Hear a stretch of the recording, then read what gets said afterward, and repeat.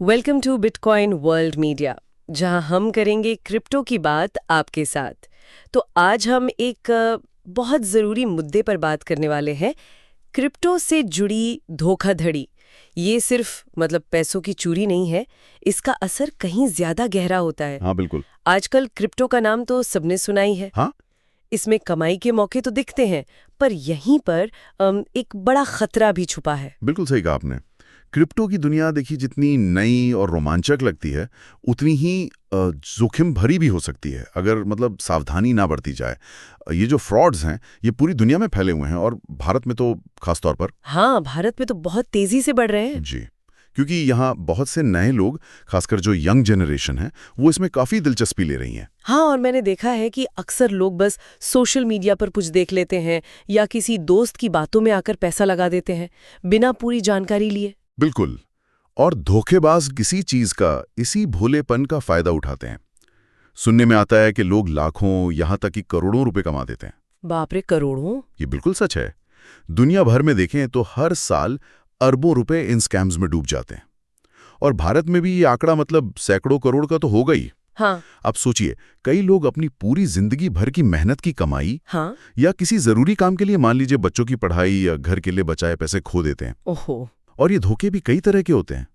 कभी कोई अनजान लिंक भेजकर आपकी डिटेल्स चुरा लेता है, फिशिंग जिसे कहते हैं। अच्छा। कभी कोई ऐप या वेबसाइट जल्दी पैसा डबल ट्रिपल करने का लालच देती है, पॉन्जी स्कीम की तरह। ओह। और कभी कभी तो लोग नकली कॉइन बनाकर पैसा जमा करते हैं और फिर रातों रात गायब। रग पुल कहते हैं इसको। ये तो बहुत ही डरावना है। और सबसे ज्यादा चिंता की बात शायद ये है कि अगर पैसा एक बार चला गया तो वो वापस मिलना लगभग नामुमकिन सा है। ऐसा क्यों होता है? हाँ, यहीं पर आता है हमारा आज का सवाल। क्वेश्चन। क्रिप्टो स्कैम में फंसने पर पैसे वापस मिलना इतना मुश्किल क्यों होता है? आंसर। देखिए, इसका सीधा सा जवाब ये है कि क्रिप्टो में जब पैसा भेजा जाता है वो बैंक ट्रांसफर जैसा नहीं होता। अच्छा। हाँ, बैंक ट्रांसफर को तो आप कई बार रोक सकते हैं या रिवर्स करवा सकते हैं ना। हाँ बिल्कुल। पर क्रिप्टो ट्रांजैक्शन एक बार हो गया, ब्लॉकचेन पर रिकॉर्ड हो गया, तो वो हो गया, वो इर्रिवर्सिबल है। उसे वापस पलटा नहीं जा सकता। ओह। तो एक बार आपके डिजिटल वॉलेट से पैसा गया तो वो चला गया। उसे वापस पाने का लगभग कोई तरीका नहीं होता जब तक कि वो स्कैमर खुद ही ना लौटाए। और ऐसा तो आप समझ ही सकते हैं, शायद ही कभी होता है। पैसा गया तो समझो गया। हाँ, ये तो वाकई बहुत गंभीर बात है। पैसों के नुकसान के अलावा लोगों पर इसका और क्या असर पड़ता होगा, मानसिक तौर पर? पैसों का नुकसान तो सीधा सीधा है ही, लेकिन उससे भी बुरा है, जैसा आपने कहा, मानसिक तनाव। जिन लोगों के साथ ये होता है वो अक्सर सदमे में आ जाते हैं। उन्हें बहुत गुस्सा आता है, शर्मिंदगी महसूस होती है। कई बार तो वो खुद को ही ब्लेम करने लगते हैं कि ये मेरी ही गलती थी, मुझे लालच नहीं करना चाहिए था। और शायद इसी शर्म के मारे बहुत से लोग पुलिस में शिकायत भी नहीं करते होंगे। उन्हें लगता होगा कि लोग मजाक उड़ाएंगे या पता नहीं क्या सोचेंगे। बिल्कुल सही। और इसका नतीजा ये होता है कि ये धोखेबाज और बेखौफ हो जाते हैं। उन्हें लगता है कि कोई पकड़ नहीं पाएगा और वो नए लोगों को अपना शिकार बनाते रहते हैं। इससे तो ये स्कैम्स और बढ़ते जाते होंगे। हाँ, और अगर नुकसान बड़ा हो, मान लीजिए किसी ने रिटायरमेंट के पैसे या घर खरीदने के लिए जोड़े पैसे गंवा दिए, तो लोग डिप्रेशन या एंग्जायटी जैसी सीरियस मानसिक परेशानियों का शिकार भी हो सकते हैं।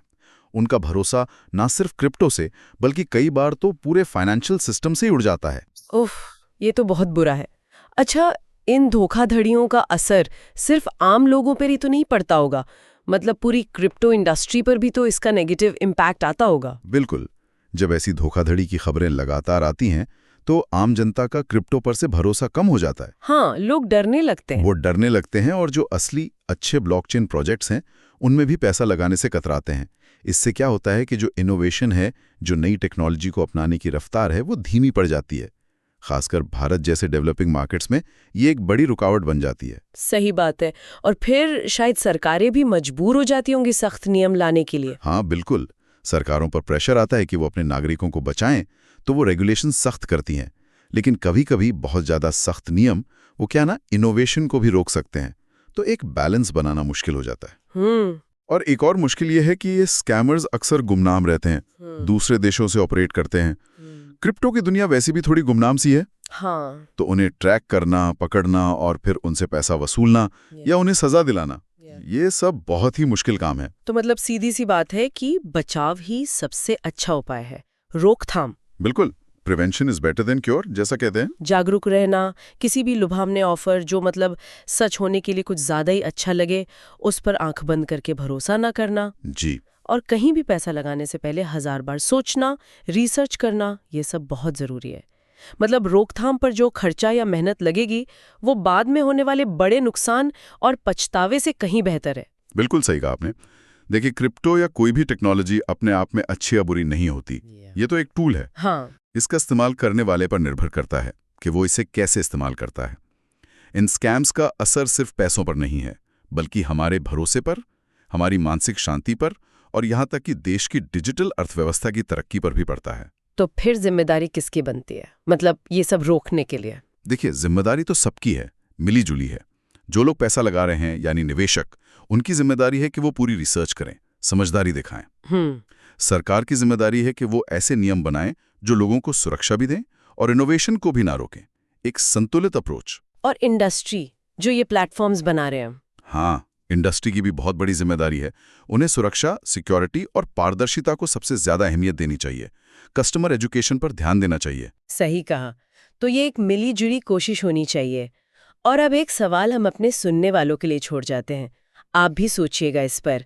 अगर टेक्नोलॉजी जैसे कि क्रिप्टो खुद में बुरी नहीं है, तो इसके गलत इस्तेमाल को रोकने की सबसे बड़ी जिम्मेदारी आखिर किसकी होनी चाहिए? इसे इस्तेमाल करने वालों की, इसे बनाने वाली कंपनियों की, या फिर सरकार की? डेली न्यूज की जानकारी के लिए हमारे चैनल को सब्सक्राइब कर लें। जल्द ही मिलते हैं एक नए टॉपिक के साथ।